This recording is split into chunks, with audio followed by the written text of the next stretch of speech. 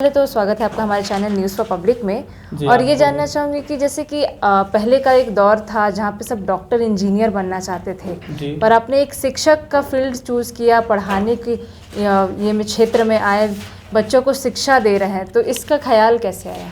जी, इसके कई कारण हैं। सबसे पहला है हमारा जो इंटरेस्ट है वो नई नई चीज़ों को सीखना और सिखाने में बचपन से मेरा इंटरेस्ट रहा है। दूसरी इसकी कारण ये है कि हमारे फैमिली में कुछ लोग टीचर हैं।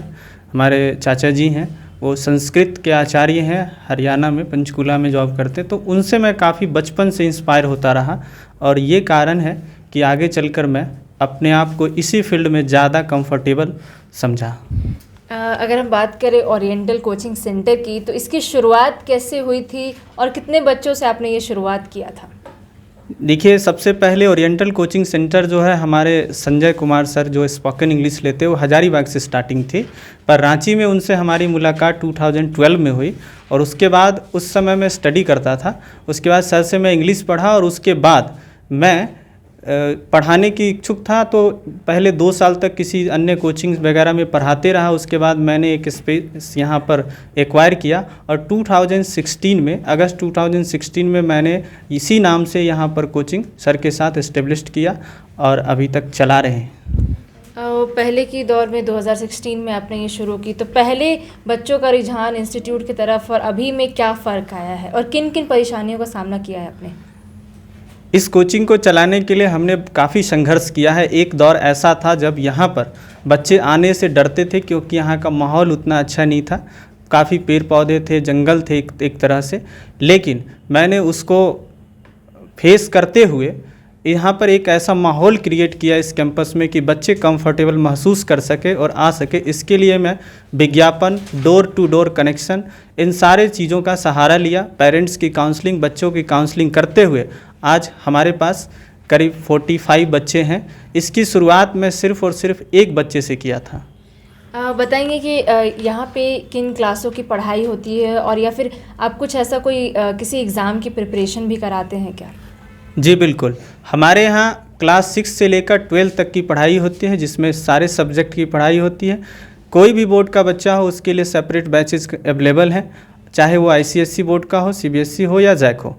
इसके साथ साथ मैं खुद मैथ्स रीजनिंग की तैयारी कराता हूँ किसी भी कम्पिटिटिव एग्जामिनेशन के लिए। साथ ही बच्चों के लिए और जो वैल्यू एडेड उनके लिए कोर्सेज होते हैं, जैसे NTSC हो गए, ओलंपियाड वगैरह हो गए, इसकी तैयारी भी कराई जाती है। साथ ही साथ नवोदय विद्यालय, केंद्रीय विद्यालय में एडमिशन के लिए जो परीक्षाएँ ली जाती है उसकी भी तैयारी मैं कराता हूँ। ये NTSC क्या है सर, पूरा बताएंगे कि जी, किस टाइप की तैयारी है? NTSC एक सरकार का कार्यक्रम है जो मेधावी बच्चों के लिए प्रोत्साहित करने के लिए ये कार्यक्रम चलाई जाती है। NTSC 2 स्तर पर चलाई जाती है, नेशनल टैलेंट सर्च एग्जामिनेशन, जिसमें राज्य स्तर पर बच्चे यदि पास कर जाते हैं वो 8वीं क्लास में इसके एग्ज़ाम देते हैं और इसको पास कर जाने के बाद उन्हें 12वीं तक हर महीने 1000 रुपये के हिसाब से उनके खाते में आ जाता है। इसके साथ साथ अगर वो दूसरी लेवल 10वीं में अगर पास कर जाते हैं, जो कि NCERT दिल्ली द्वारा आयोजित की जाती है, तो उन्हें अपनी जब तक वो किसी कॉलेज स्कूल में एडमिशन उनका रहता है तब तक उन्हें 2500 रुपये प्रति महीने के हिसाब से ये छात्रवृत्ति के रूप में दी जाती है। और यह इसकी शुरुआत मैं अपनी छोटी सिस्टर से किया था, उसको पढ़ा करके मैं NTSC निकलवाया, जिसको 12वीं तक जो है हर महीने 1000 रुपये की राशि उसके खाते में आती रही।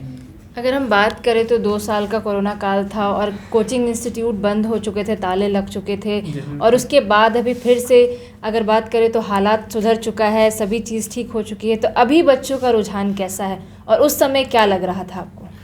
जी बिल्कुल, उस समय तो शुरुआती दौर में ऐसा लगा कि कोरोना इतना समय रहेगा, हमें खास करके कोचिंग संस्थान वाले लोगों को इतनी परेशानी होगी ऐसा उम्मीद नहीं था।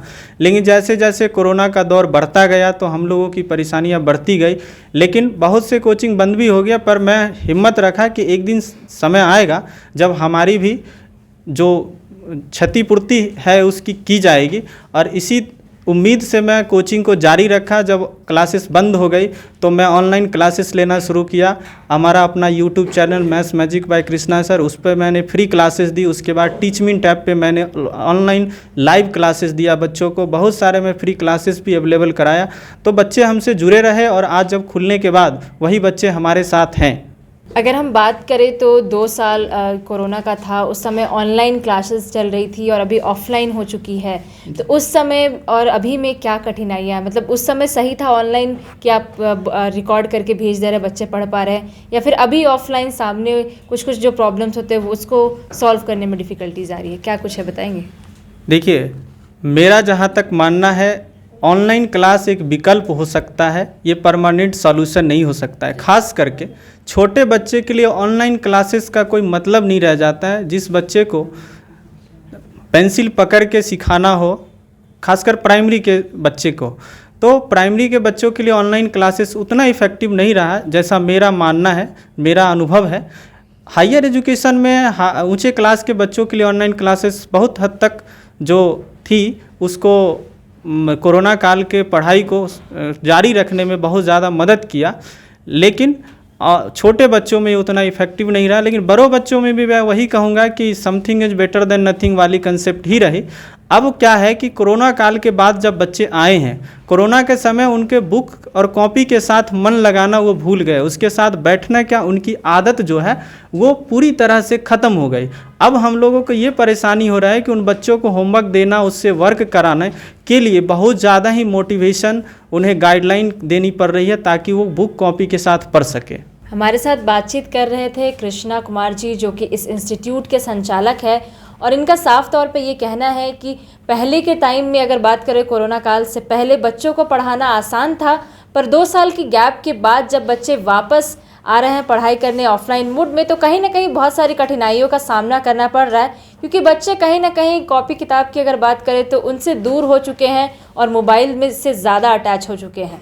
इस खबर में इतना ही। देश दुनिया की ताज़ा तमाम खबर से अपडेट रहने के लिए देखते रहिए न्यूज़ फॉर पब्लिक। धन्यवाद।